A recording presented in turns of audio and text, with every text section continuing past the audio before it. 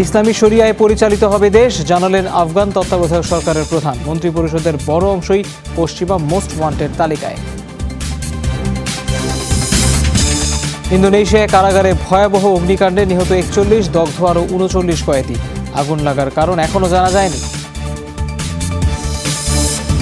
এবং মেক্সিকোতে 7.1 মাত্রার শক্তিশালী ভূমিকম্প, পাহাড় থেকে গড়িয়ে পড়ে বিশালকার পাথর। তীব্র কম্পন হলেও খুব একটা প্রাণহানি হয়নি। দর্শক, শিরোনামগুলো দেখছিলেন, যাচ্ছে পুরো খবরে। শরিয়া মোতাবেক ইসলামিক এমিরেটস অফ আফগানিস্তান পরিচালনার নির্দেশ দিয়েছেন সুপ্রিম লিডার মৌলভী হেবায়েতুল্লাহ আখুনজাদা। মঙ্গলবার দেশটির তত্ত্বাবধায়ক সরকার ঘোষণার পরই তার বিবৃতি এলো। নির্দেশ দেন, পারস্পরিক শ্রদ্ধাবোধের ভিত্তিতে আন্তর্জাতিক মহলের সাথে সম্পর্ক রক্ষা করতে হবে। আফগানিস্তানের এই তত্ত্বাবধায়ক সরকারকে সতর্কতার সাথে বিবেচনা করছে প্রতিবেশী দেশগুলো। কাবুলে নিয়ন্ত্রণ প্রতিষ্ঠার 23 দিন পর ইসলামিক এমিরেটস অব আফগানিস্তানের তত্ত্বাবধায়ক সরকার ঘোষণা করল তালেবান। গোষ্ঠী প্রধান মৌলভী হেবায়েতুল্লাহ আখুনজাদাকে সুপ্রিম লিডার রেখে ঘোষিত হয় 33 সদস্যর মন্ত্রিপরিষদ। বলা হয়, নতুন প্রধানমন্ত্রী মোল্লা হাসান আখুন্দ। তিনি গেলবারের তালেবান সরকারের উপ পররাষ্ট্রমন্ত্রী ছিলেন। আলোচিত নেতা মোল্লা আব্দুল গনি বারাদার থাকছেন ডেপুটি প্রধান হিসেবে। অপর ডেপুটি আবুল সালাম হানাফি। তালেবানের প্রতিষ্ঠাতা মোল্লা ওমরের ছেলে মোল্লা মোহাম্মদ ইয়াকুবকে দেওয়া হয়েছে প্রতিরক্ষা মন্ত্রণালয়ের দায়িত্ব। অন্যদিকে হাক্কানি নেটওয়ার্কের প্রধান সিরাজউদ্দিন হাক্কানি পেয়েছেন স্বরাষ্ট্রমন্ত্রীর পদ। আর পররাষ্ট্রমন্ত্রী হলেন মৌলভী আমির খান মুত্তাকি। ইসলামিক সরকারের কাজের ক্ষেত্র তৈরি হলো। সবাই মিলে এবার দেশ পুনর্গঠন, অর্থনৈতিক এবং সামাজিক উন্নয়নে কাজ করব। মোল্লা হাসান আখুন্দের নেতৃত্বে পরিচালিত হবে সরকার। ভবিষ্যতে মন্ত্রিসভার অন্যান্য সদস্য এবং প্রশাসনিক অবকাঠামো ঘোষণা করা হবে। অবশ্য বিশাল কলেবরের সরকারের কোথাও জায়গা হয়নি তালেবান নন এমন নেতাদের। মন্ত্রিসভায় নেই নারী রাজনীতিকরাও। গোয়েন্দা দফতর, কেন্দ্রীয় ব্যাংক বা সেনাবাহিনীর মতো জায়গাগুলোতেও বসানো হয়েছে তালেবান নেতাদের। তাই এ সরকারকে সতর্কতার সাথে বিবেচনা করছে প্রতিবেশী দেশগুলো। আফগানিস্তানে ঘোষিত সরকারকে এখনই অনুমোদন দিচ্ছে না তুরস্ক, কারণ এটি তত্ত্বাবধায়ক স্থায়ী সরকার কাঠামো নয়। কতদিন সেটি কাজ করতে পারে সেটাও দেখার বিষয়। তবে সতর্কতার সাথে বিবেচনা করা হবে এই সরকারকে। শুধু তালেবান ভিত্তিক নয়, গঠন করতে হবে সবার অংশগ্রহণের ভিত্তিতে সরকার। আফগানিস্তানের প্রশাসনিক কাঠামোর উপর নির্ভর করবে প্রতিবেশী দেশগুলোর সাথে তাদের ভবিষ্যৎ সম্পর্ক। বরাবরই লোকচক্ষুর অন্তরালে থাকা তালেবান প্রধান আখুনজাদা এক বিবৃতিতে জানিয়েছেন, ইসলামিক শরিয়া মোতাবেক পরিচালিত হবে আফগানিস্তান। এর জন্যই কাজ করবেন দায়িত্বপ্রাপ্তরা। একই সাথে আন্তর্জাতিক বিধিমালা মেনে প্রতিবেশী এবং অন্যান্য রাষ্ট্রের সাথে বজায় রাখবে সুসম্পর্ক। মৌলি ইসলাম, যমুনা নিউজ। তালেবান নেতৃত্বাধীন আফগান সরকারের মন্ত্রিসভার সদস্যদের অনেকেই পশ্চিমা দেশগুলোতে কালো তালিকাভুক্ত, কেউ আবার FBI-এর মোস্ট ওয়ান্টেড তালিকাতেও আছেন। মার্কিন সেনা অভিযানের সময় কেউ গ্রেপ্তার হয়েছিলেন, কেউ আবার আত্মগোপনে ছিলেন পার্শ্ববর্তী দেশে। 90-এর দশকে কান্দাহারে গভর্নরের দায়িত্ব দেওয়া হয় মোল্লা মোহাম্মদ হাসান আখুন্দকে। এরপর ধীরে ধীরে তালেবানের শীর্ষ নেতৃত্বে উঠে আসে তার নাম। গভর্নর থেকে দায়িত্ব পান পররাষ্ট্র মন্ত্রণালয়ের। তালেবান প্রতিষ্ঠাতা মোল্লা ওমরের ঘনিষ্ঠ হিসেবে পরিচিত আখুন্দ জাতিসংঘের কালো তালিকাভুক্ত। মার্কিন অভিযান শুরুর পর চলে যান আত্মগোপনে। তার নেতৃত্বে এখন আফগানিস্তানে চলবে তালেবান সরকার। এই সরকারের উপপ্রধানমন্ত্রী হিসেবে দায়িত্ব থাকছে তালেবানের আলোচিত নেতা মোল্লা আব্দুল গনি বারাদার। পাকিস্তানের কারাগারে 8 বছর শাস্তি ভোগের পর 2018 সালে মুক্তি পান বারাদার, হয়ে ওঠেন তালেবানের রাজনৈতিক শাখার প্রধান। অন্যদিকে তালেবান সরকারের প্রতিরক্ষা মন্ত্রীর দায়িত্ব পালন করবেন মোল্লা মোহাম্মদ ইয়াকুব। তালেবানের প্রতিষ্ঠাতা মোল্লা ওমরের ছেলে এই বাহিনীর সামরিক শাখার প্রধানের দায়িত্ব পালন করেছেন এতদিন। তবে সবচেয়ে বেশি আলোচনা চলছে নতুন স্বরাষ্ট্রমন্ত্রী সিরাজউদ্দিন হাক্কানিকে নিয়ে, কারণ দীর্ঘদিন ধরেই FBI-এর মোস্ট ওয়ান্টেডের তালিকায় রয়েছেন তিনি। তার সশস্ত্র সংগঠন হাক্কানি নেটওয়ার্ক কালো তালিকাভুক্ত বহু বছর ধরে। অন্যদিকে তালেবান নেতা আমির মুত্তাকিকে করা হয়েছে পররাষ্ট্রমন্ত্রী, আর তালেবানের রাজনৈতিক প্রধান শের মোহাম্মদ ইস্তানিকজাই হচ্ছেন উপপররাষ্ট্রমন্ত্রী। এখনও পুরো মন্ত্রিসভা ঘোষণা করেনি তালেবান। গোষ্ঠীটির মুখপাত্র জাবিউল্লাহ মুজাহিদ জানিয়েছেন দ্রুততম সময়ের মধ্যে আরও মন্ত্রীর নাম ঘোষণা করা হবে, তবে তত্ত্বাবধায়ক সরকারের মেয়াদ কতদিন হবে সে বিষয়ে কিছু জানানো হয়নি। মীর মুশফিকা হাসান, যমুনা নিউজ। আফগানিস্তানে ঘোষিত অন্তর্বর্তী সরকারকে এখনই অনুমোদন দেয়াটা বোকামি, সেটি কতদিন স্থায়ী হয় সেটাই দেখার বিষয়। মঙ্গলবার এমন মন্তব্য করেছেন তুরস্কের প্রেসিডেন্ট রিসেপ তাইয়েপ এরদোগান। আফগানিস্তানে ঘোষিত সরকারকে এখনই অনুমোদন দিচ্ছে না তুরস্ক, কারণ এটি অন্তর্বর্তী স্থায়ী সরকার কাঠামো নয়। কতদিন সেটি কাজ করতে পারে সেটিও দেখার বিষয়। প্রত্যাশা আফগানদের জন্য ভালো প্রমাণিত হোক এই প্রশাসন, তবে সতর্কতার সাথে বিবেচনা করা হবে এই সরকারকে। ইন্দোনেশিয়ার একটি কারাগারে ভয়াবহ অগ্নিকাণ্ডে প্রাণ হারিয়েছেন কমপক্ষে 41 জন। বুধবার গভীর রাতে বান্তেন প্রদেশের তাঙ্গেরাং কারাগারে এই দুর্ঘটনা ঘটে। ভয়াবহ এই অগ্নিকাণ্ডে গুরুতর দগ্ধ আর 39 জন। ঘটনার পরপরই আগুন নিয়ন্ত্রণে কাজ শুরু করে ফায়ার সার্ভিস। এখনও জানা যায়নি আগুন লাগার কারণ। বলা হচ্ছে আগুন লাগা ব্লকে মাদক মামলায় জড়িত অপরাধীরা ছিলেন, তবে সেখানে কতজন ছিলেন তা নিশ্চিত করা হয়নি। অগ্নিকাণ্ডের কারণ অনুসন্ধানে গঠন করা হয়েছে তদন্ত কমিটি। তাঙ্গেরাং কারাগারে ধারণ ক্ষমতার চেয়ে বেশি বন্দী রাখার অভিযোগ রয়েছে। 600 জনের ধারণ ক্ষমতা থাকলেও সেখানে রাখা হয়েছে প্রায় 2000 বন্দীকে।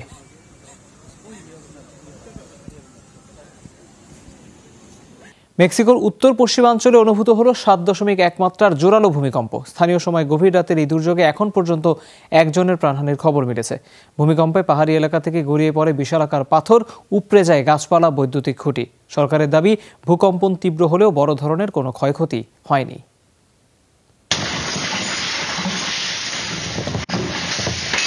একে হারিকেন নোরার তাণ্ডবে বিপর্যস্ত মেক্সিকো, তার উপর নতুন আপদ ভূমিকম্প।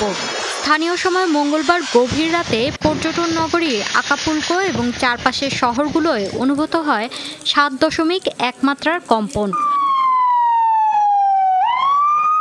প্রাণ ভয়ে বৃষ্টির মধ্যে রাস্তায় নেমে আসে মানুষ। বাচ্চা থেকে বুড়ো সবাই অবস্থান নেন সড়কে। আফটারশক বা অনুকম্পের আতঙ্কে অনেকেই রাত কাটান খোলা আকাশের নিচে। মঞ্চনাটক দেখছিলাম, হঠাৎই ভূমিকম্পের সতর্কতার অ্যালার্ম বেজে উঠল। শিল্পীরা প্রথমে থতমত খেয়ে গেলেও পরে সবাইকে বেরিয়ে যাওয়ার তাগিদ দেন। ঘোরের মধ্যেই বাইরে এসেছি। সত্যিই ভয়ঙ্কর অভিজ্ঞতা। চোখের সামনে সব দুলে উঠল। ভেঙে চুরে পড়ছে কাচের জিনিস। কিভাবে যে প্রাণ বাঁচিয়ে বের হলাম। বাইরে পরিবেশ আরো খারাপ, বিদ্যুৎ চমকাচ্ছে, সাথে বৃষ্টি। সরকারের তরফ থেকে অবশ্য আশ্বস্ত করা হচ্ছে মেক্সিকানদের। প্রেসিডেন্টের দাবি, কম্পন যতটা তীব্র ছিল সে অনুযায়ী ক্ষতির মাত্রা অনেকটাই কম। জোরালো ভূমিকম্পটির কেন্দ্রস্থল ছিল আকাপুলকো। পাহাড় থেকে পাথরের চাই বা বাড়ির দেয়াল ধসে পড়লেও বড় ক্ষয়ক্ষতি হয়নি। মোরেলস, ওয়াহাকা, পুয়েবলা এবং রাজধানীতেও কম্পন অনুভূত হয়েছে, তবে নেই প্রাণহানি। সামরিক এলাকাগুলোতেও ক্ষতি সাধন হয়নি। আকাপুলকো থেকে মাত্র 2 কিলোমিটার দূরেই রাজধানী। কোথাও বড় কোনো ক্ষয়ক্ষতি চোখে পড়েনি। তবুও সতর্ক রয়েছি, সব ধরনের পদক্ষেপ নেওয়া হয়েছে। 16টি পৌরসভায় পাঠানো হয়েছে জরুরি সংকেত, কারণ বহু এলাকায় বিদ্যুৎ সংযোগ বিচ্ছিন্ন। সবশেষ 2017 সালে রাজধানী মেক্সিকো সিটিতে হওয়া শক্তিশালী ভূমিকম্পে প্রাণ হারান কমপক্ষে 370 জন। 1985 সালে জোরালো কম্পনে সর্বোচ্চ 10,000 মানুষের মৃত্যু দেখে উত্তর আমেরিকার দেশটি। মৌলি ইসলাম, যমুনা নিউজ। নানামুখী প্রাকৃতিক দুর্যোগে বিপর্যস্ত মেক্সিকো। দেশটির হিদালগো প্রদেশে বন্যার পানি ঢুকে একটি হাসপাতালে 17 রোগীর মৃত্যু হয়েছে। কর্তৃপক্ষ জানায়, কয়েকদিনের টানা বৃষ্টিতে তুলা শহরের প্রধান নদীর পানি উপচে ঢোকে হাসপাতালে। এর ফলে বিচ্ছিন্ন হয়ে পড়ে চিকিৎসা ব্যবস্থা এবং সেখানকার বিদ্যুৎ সংযোগ। সেখানে সেবা নিচ্ছিলেন কোভিড-19 রোগীরা। অক্সিজেন সরবরাহ বন্ধ হয়ে যাওয়ায় মৃত্যু ঘটে তাদের। বাকি 40 রোগীকে দ্রুত নৌকার মাধ্যমে কাছাকাছি হাসপাতালে সরিয়ে নেওয়া হয়। পরিস্থিতি নিয়ন্ত্রণে ফায়ার ব্রিগেডের সাথে উদ্ধার অভিযানে যোগ দিয়েছেন সেনা সদস্যরা। প্রেসিডেন্ট আন্দ্রে ম্যানুয়েল লোপেজ এই ঘটনায় গভীর দুঃখ প্রকাশ করেছেন। একই সাথে নিরাপদ আশ্রয়ে সরে যাওয়ার আহ্বান জানিয়েছেন নিচু এলাকার মানুষদের। প্রথম দেশ হিসেবে লেনদেনের মাধ্যম হিসেবে বিটকয়েনকে অনুমোদন দিল এল সালভাদর। মঙ্গলবার এই তথ্য নিশ্চিত করেন দেশটির প্রেসিডেন্ট নাইব বুকেলে। জানান, সাধারণ কেনাকাটাও ব্যবহার করা যাবে এই ডিজিটাল মুদ্রা। লেনদেনে ক্রিপ্টোকারেন্সি ব্যবহারে সরকারি অ্যাপ ডাউনলোডের আহ্বান জানিয়েছেন তিনি। তবে বিশ্লেষকরা বলছেন, বিটকয়েনের বৈধতা তৈরি করতে পারে অর্থনৈতিক অস্থিতিশীলতা, ব্যাংক অ্যাকাউন্ট ছাড়া আর্থিক কার্যক্রম পরিচালনার সুযোগে বাড়তে পারে অর্থ পাচারও।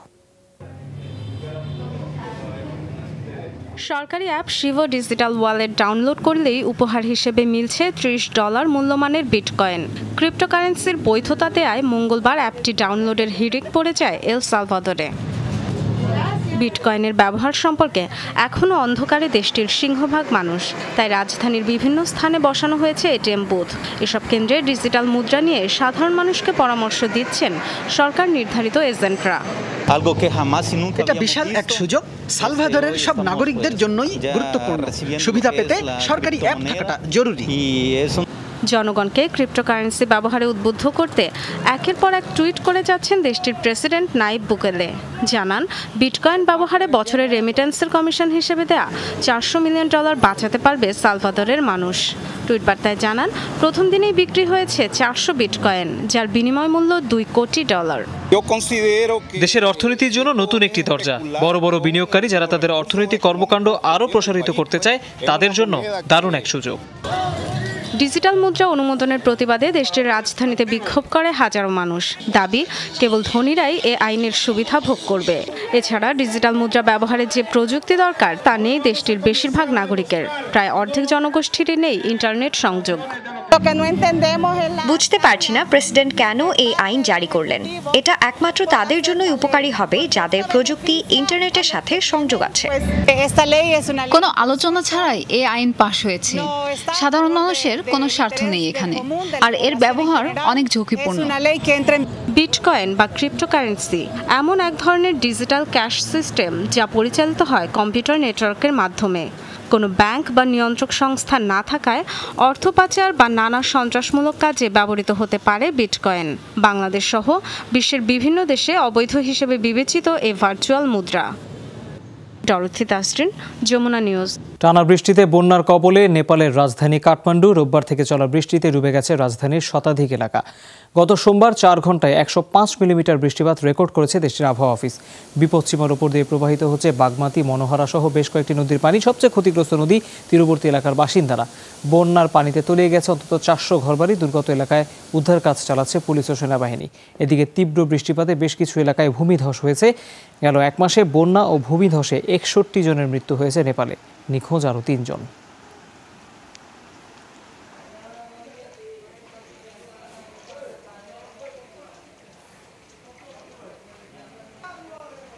রাশিয়ায় গ্যাস বিস্ফোরণে বিধ্বস্ত হয়েছে 9 তলা একটি ভবন। প্রাণ গেছে কমপক্ষে 2 জনের, জীবিত উদ্ধার করা হয়েছে 173 জনকে। বুধবার রাজধানী মস্কোর নোগিস্ক শহরে এই দুর্ঘটনা ঘটে। রুশ সংবাদ সংস্থা ইন্টারফ্যাক্স জানায়, ভবনটির 73টি অ্যাপার্টমেন্টের মধ্যে পুরোপুরি ধ্বংস হয়েছে 5টি। ধ্বংসস্তূপের নিচে চাপা পড়ে থাকতে পারে অনেকে। বিস্ফোরণের কারণ এখনও জানা যায়নি। অনুসন্ধানে তদন্ত কমিটি গঠন করেছে স্থানীয় প্রশাসন।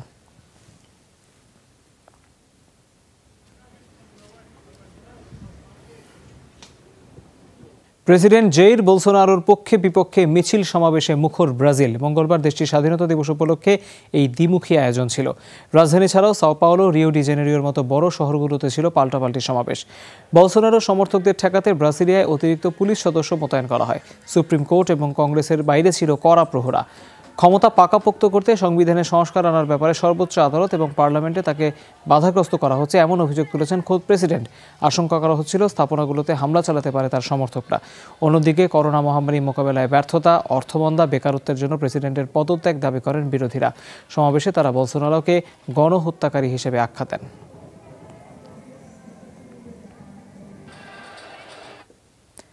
যুক্তরাষ্ট্রের অঙ্গরাজ্য টেক্সাসে কার্যকর হলো ভোটাধিকারে বিধিনিষেধ আইন। মঙ্গলবার বিতর্কিত আইনটিতে স্বাক্ষর করেন গভর্নর গ্রেগ অ্যাবট। এর ফলে অঙ্গরাজ্যটিতে বন্ধ হয়ে যাবে 24 ঘন্টা ভোটের সূচক। ডাকযোগে ভোটের ক্ষেত্রে পরিচয়পত্র দরকার হবে, বেশ কিছু পরিবর্তন। ভোটদানের প্রতিবন্ধীদের সহায়তাকারীদের বিষয়ে আরোপ করা হয়েছে বিধিনিষেধ। রিপাবলিকান আইন প্রণেতাদের দাবি, ভোট জালিয়াতি বন্ধ করবে এই আইন। তবে ডেমোক্র্যাটদের অভিযোগ, সংখ্যালঘুদের ভোট দেওয়াকে বাধাগ্রস্ত করবে আইনটির বৈধতা চ্যালেঞ্জ করে শিগগিরই মামলা করার প্রস্তুতি নিচ্ছে ডেমোক্র্যাটরা। দাবি, ভোটাধিকার, নাগরিক অধিকার ও প্রতিবন্ধী আইনের সাথে সাংঘর্ষিক নতুন এই নীতিমালা। গত 31 আগস্ট রিপাবলিকান সংখ্যাগরিষ্ঠ টেক্সাসে আইন প্রণেতাদের চূড়ান্ত অনুমোদন পায় বিলটি। দিনে দুপুরে দুর্ধর্ষ ডাকাতি হলো ফ্রান্সে। অস্ত্র দেখিয়ে ছিনিয়ে নিল প্রায় $1,20,00,000 অলংকার। মঙ্গলবার এই ঘটনা ঘটে দেশটির রাজধানী প্যারিসে। ক্রেতা সেজে স্যুট বুট পরে এক গয়না দোকানে এসে ঢোকেন 3 ব্যক্তি। অস্ত্র দেখিয়ে ছিনিয়ে নেয় মূল্যবান সব অলংকার। অবশ্য ডাকাত দল পালাতে পারেনি। মাঝপথেই তারা ধরা পড়লেন পুলিশের কাছে। সম্প্রতি প্যারিসের প্রায় এই ধরনের ডাকাতির ঘটনা ঘটছে। গেল জুলাই মাসে 2টি বড় ধরনের ডাকাতির ঘটনা ঘটে শহরটিতে। এতে ক্ষোভ তৈরি হয় স্থানীয়দের মাঝে। নিরাপত্তা ব্যবস্থা আরও জোরদারের দাবি জানিয়েছেন বাসিন্দারা। এবার নিলামে তোলা হচ্ছে সাবেক ব্রিটিশ প্রধানমন্ত্রী উইনস্টন চার্চিলের লেখা একটি চিঠি। আগামী 15 সেপ্টেম্বর লন্ডনে এই নিলাম অনুষ্ঠিত হবে। আয়োজন করবে বিখ্যাত নিলামকারী প্রতিষ্ঠান বোনহ্যাম। 1929 সালে চার্চিল এই চিঠিটি লেখেন বন্ধু ফ্রেডরিক ফোনসনবিকে। সেই সময় ব্রিটেনের প্রধানমন্ত্রী হননি চার্চিল, ছিলেন একজন পার্লামেন্ট সদস্য। তবে চিঠিতে তৎকালীন অবস্থা থেকে আরও ভালো পদে যাবার পরিকল্পনার কথা জানিয়েছিলেন চার্চিল। সাবেক প্রধানমন্ত্রীর চিঠিতে রাজনীতি নিয়ে তার ভবিষ্যৎ পরিকল্পনার কথা বেশ গুরুত্ব বহন করে আসছে এই চিঠিতে। কর্তৃপক্ষের প্রত্যাশা 4,000 থেকে 6,000 পাউন্ড পর্যন্ত উঠতে পারে এই চিঠির দাম।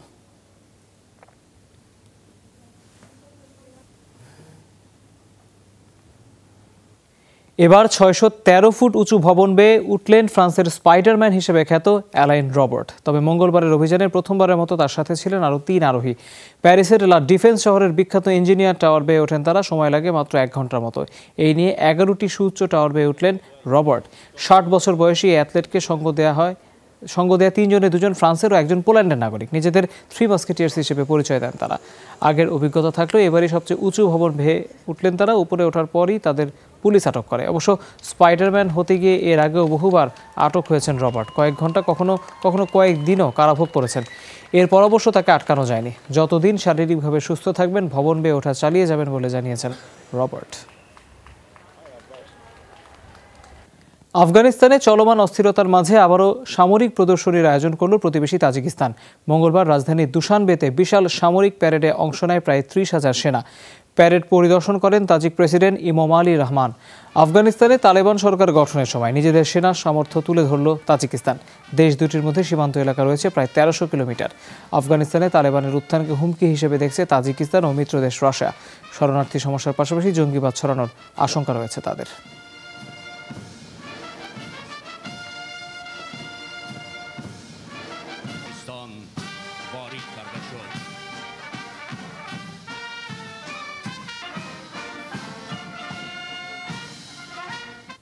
দর্শক, এই ছিল যমুনা আই ডেস্কে। এতক্ষণ সাথে থাকার জন্য ধন্যবাদ সবাইকে।